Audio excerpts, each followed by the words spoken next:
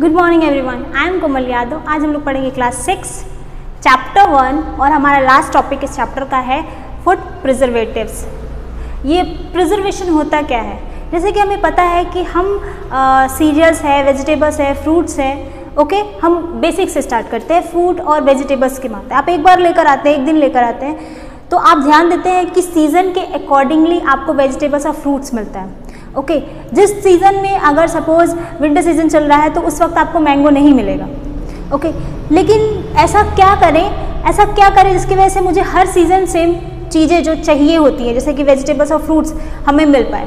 Okay तो उस condition में हम क्या करते हैं, हम कुछ उसमें अप्लाई करते हैं जिसकी वजह से वो लंबे समय तक चल सके। जैसे कि कुछ फूड आइटम है उसको लंबे समय तक चलाने के लिए हम लोग क्या करते हैं, कुछ प्रिजर्वेटिव्स डालते हैं, उसमें ऐड करते हैं जिसकी वजह से लंबे समय तक चल सकता है। तो जिस भी इम्प्लीमेंट यानी कि जो भी चीज़ें अप्लाई करते हैं ओके जिससे उस फूड आइटम की या फिर कोई भी फूड आइटम वेजिटेबल्स, फ्रूट्स या सीरियल्स उसकी लाइफ स्पैन या फिर यानी कि लंबे समय तक चल सके उसको बोलते हैं हम लोग preservation. Sometime we are applying some technique, okay कुछ टेक्निक अप्लाई करते हैं ताकि वो लंबे समय तक चल सके।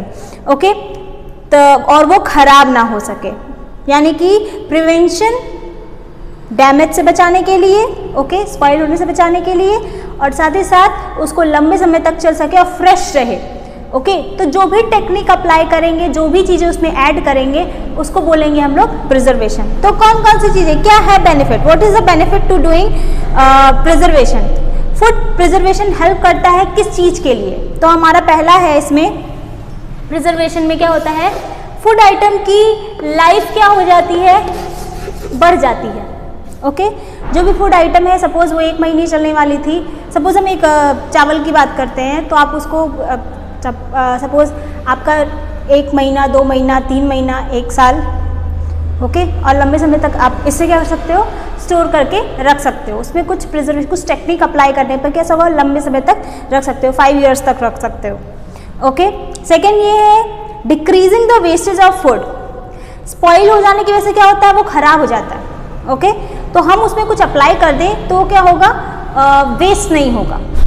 सपोज आप वेजिटेबल्स लेकर आए, पोटैटो है, टमाटो है, अगर हम उसको कुछ टेक्निक्स अप्लाई कर दें तो वो अगर हम चाहें तो उसको 1 हफ्ते तक चला सकते हैं या फिर उसे ज़्यादा समय तक चला सकें। तो हम लोग क्या कर सकते हैं, वेस्टेज बचा सकते हैं, फूड वेस्ट नहीं होगा। नेक्स्ट ये है कि हम लोग एक्सपोर्ट कर सकते हैं, यहाँ पे है किसी और कंट्री में, किसी और स्टेट में सेम फूड आइटम को प्रिजर्व करके वहाँ सेंड कर सकते हैं। आजकल जो है इस टेक्निक, कौन सी टेक्निक अप्लाई हो रही है उसी को हम बोलेंगे। प्रिजर्वेशन के लिए यूजुअली लोग क्या करते हैं, रेफ्रिजरेटर यूज़ करते हैं। अलग अलग टेक्निक है हमारे पास, रेफ्रिजरेटर यूज़ करते हैं, फ्रिज यूज़ करते हैं, और समटाइम्स स्टोर करने के लिए आजकल बहुत पॉपुलर हो गया है स्टोर करने का टेक्निक, कोल्ड जगह पर रखना। ओके विनेगर, सॉल्ट, शुगर, इन सभी चीज़ों का यूज़ करके हम लोग मुरब्बा और पिकल्स को स्टोर करके रखते हैं, यानी कि उसकी लाइफ स्पैन बढ़ाने के लिए शुगर, विनेगर और सॉल्ट, इन चीज़ों का, ये तीनों प्रिजर्वेटिव का यूज़ करके कुछ केमिकल भी यूज़ करते हैं फॉर द प्रिजर्वेशन। पिकल्स यानी अचार और मुरब्बा तो आपको पता ही होगा, उसमें डाल करके उसकी लाइफ स्पैन को बढ़ा देते हैं, यानी कि वो लंबे समय तक रह पाता है और वो खराब नहीं होता है। ओके इसके अलावा पॉस्चराइजेशन प्रोसेस अप्लाई किया जाता है। पॉस्चराइजेशन मिल्क के लिए अप्लाई करते हैं, पर्टिकुलर सेट करके टाइम तक उसको गर्म करते हैं और गर्म करने के बाद उसको रख देते हैं। इस टेक्निक को बोलते हैं pasteurisation. Okay this technique has been involve by the Louis Pasteur, that is the reason pasteurisation जो है ये टेक्निक अप्लाई की जाती है। पॉस्चराइजेशन में क्या होता है, मिल्क को लंबे समय तक रख सकते हैं। जो मार्केट में आपको मिल्क मिलता है, अवेलेबल होता है, पैकेट में आता है, उसको पॉस्चराइजेशन से ट्रीट किया जाता है, यानी कि एक पर्टिकुलर सेट टाइम तक उसको गर्म किया जाता है और फिर उसको रखते हैं, जिससे क्या हो जाता है, वो उसकी ड्यूरेशन जो होती है वो बढ़ जाती है। ओके खराब होने की जो भी है उसकी स्पेसिफिक जो टाइमिंग, उसमें जर्म्स नहीं ग्रो करते हैं, उसमें हार्मफुल बैक्टीरियाज ग्रो नहीं करते just because of pasteurisation technique. Okay कुछ फूड जो है बहुत ही ज़्यादा इसेंशियल होता है in order to stay alive. हमें पता है कि खाना हमारे लिए बहुत इंपॉर्टेंट है। ओके तो अगर हम सपोज़ एक दिन में हमने खाना बना लिया ज़्यादा, ओके और हम आधा ही खा सकते हैं, तो आधा क्या हो जाएगा, खराब हो जाएगा।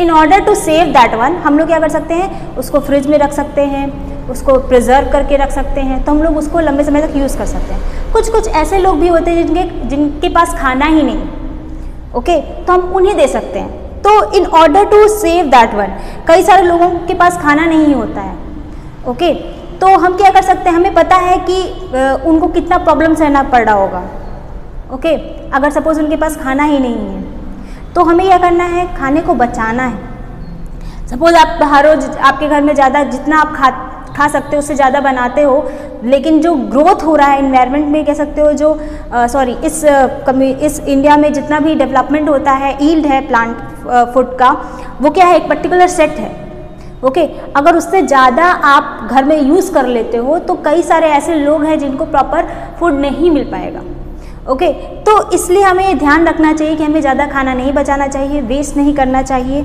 ओके तो इन सब चीज़ों के लिए हमें ध्यान रखना चाहिए। तो एक प्रिजर्वेशन टेक्निक बहुत ही ज़्यादा इंपॉर्टेंट होती है। सेकंड ये है कि प्रिजर्व करने के बाद आप एक से ज़्यादा टाइम यूज़ कर सकते हो, बार बार बनाओगे नहीं आप, जिससे कुछ लोगों को जिनको खाना नहीं मिल पा रहा है उनको मिल जाएगा। क्यों? क्योंकि जो यील्ड है वो फिक्स है, इंडिया में जितना भी खाना का उत्पादन होता है वो फिक्स है, ओके लेकिन उससे ज़्यादा अगर आप खा लेते, सपोज आप ज़्यादा यूज़ कर लेंगे तो कई सारे लोगों को नहीं मिल पाएगा, ओके तो इसको रोकने के लिए भी ये बहुत ही ज़्यादा अच्छा है और आपको ज़्यादा वेस्ट खाना नहीं करना चाहिए। आज के लिए इतना ही, thank you, have a nice day.